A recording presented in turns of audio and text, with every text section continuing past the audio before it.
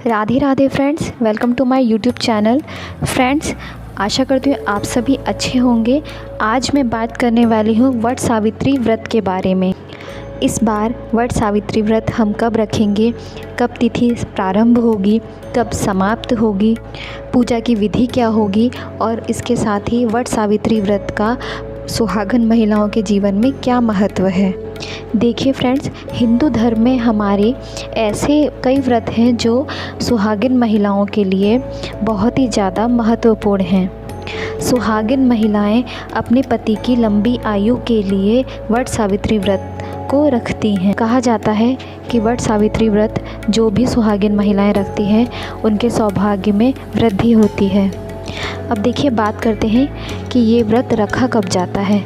तो बता दें कि जेठ मास के कृष्ण पक्ष की अमावस्या के दिन ये व्रत रखा जाता है। आपको बता दें कि जेठ मास की अमावस्या के साथ साथ जेठ मास की पूर्णिमा के दिन भी कई राज्यों में ये व्रत रखा जाता है। यानी कि हमारे देश में 2 तिथियों में इस व्रत को रखा जाता है। कई राज्यों में जेठ मास की पूर्णिमा को मनाया जाता है और कई राज्यों में ज्येष्ठ मास की अमावस्या को ये व्रत करा जाता है। तो देखिए, सबसे पहले जान लेते हैं कि जो लोग अमावस्या के दिन ये व्रत करेंगे तो वो किस मुहूर्त में करेंगे इस व्रत को। तो देखिए, ज्येष्ठ मास की अमावस्या के दिन जो ये लोग व्रत रखेंगे उसका शुभ मुहूर्त है 5 जून को शाम को 5:54 से अगले दिन 6 जून को शाम को 6:07 तक। तो देखिए, ऐसे में जो भी महिलाएं अमावस्या के दिन व्रत धारण करेंगी वो रखेंगी 6 जून को बृहस्पतिवार के दिन इस व्रत को धारण करेंगी। तो देखिए, इसमें पूजन का जो शुभ मुहूर्त है वो है सुबह 10:36 से दोपहर में 2:10 तक। तो देखिए, इसी शुभ मुहूर्त में आप वट वृक्ष का पूजन करें। देखिए, आप जिस भी विधि विधान से इस व्रत का पूजन करती हैं उसी विधि विधान से इस शुभ मुहूर्त में वट सावित्री व्रत का पूजन करें। तो देखिए, पौराणिक मान्यताओं के अनुसार आज के ही दिन माता जो सावित्री थी उन्होंने अपने पति सत्यवान के लिए इस व्रत को रखा था। और जिस समय यमराज उनके पति के प्राण लेकर जा रहे थे उस समय वो पीछे पीछे गई और अपने पति के प्राण वापस लेकर आई थी। तो देखिए, इसी दिन जो उनके पति थे वो इसी वटवृक्ष के नीचे लेटे हुए थे। तभी से वटवृक्ष का महत्व बहुत ही ज़्यादा माना जाता है और इसीलिए वटवृक्ष की पूजा की जाती है, यमराज की पूजा की जाती है। और इस दिन सभी सुहागिन महिलाएं अपने पति की पूजा करती हैं, उनकी दीर्घायु के लिए इस व्रत को धारण करती हैं। इसी के साथ वट सावित्री व्रत के दिन ही शनि जयंती भी मनाई जाती है। इसी दिन शनिदेव का जन्मोत्सव मनाया जाता है, उनका अवतरण हुआ था।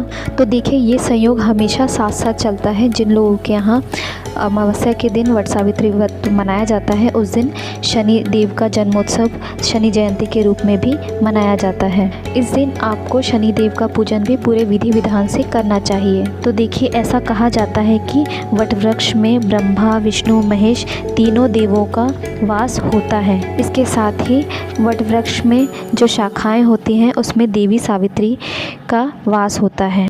इसीलिए माना जाता है कि जड़ में ब्रह्मा, तने में विष्णु और शाखाओं में शिव जी का वास होता है।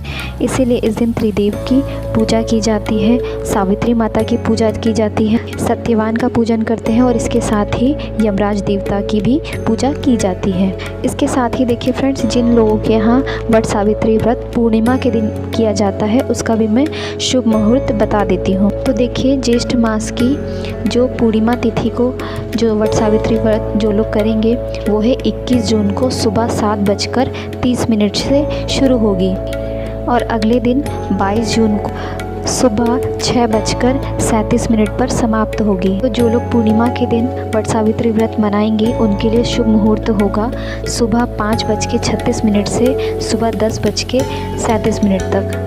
तो देखिए, जो भी महिलाएं पूर्णिमा हो या अमावस्या जिस भी दिन व्रत रखने वाली हैं दोनों ही दिन का मैंने शुभ मुहूर्त बताया है। तो अगले वीडियो में मैं आपको बताऊंगी कि इस दिन आप पूजा विधि कैसे करें और किन नियमों का आपको पालन करना है। तो अगला वीडियो मैं ज़रूर लेकर आऊँगी। धन्यवाद। यदि आपको मेरा वीडियो अच्छा लगा हो तो प्लीज़ मेरे चैनल को सब्सक्राइब करें और मेरे वीडियोस को लाइक करें और अपनी अन्य सखी सहेलियों के पास इस वीडियो को ज़रूर शेयर करें। धन्यवाद।